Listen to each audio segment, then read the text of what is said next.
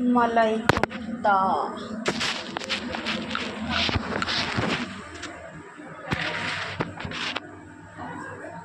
मलाई कोफ्तार জন্য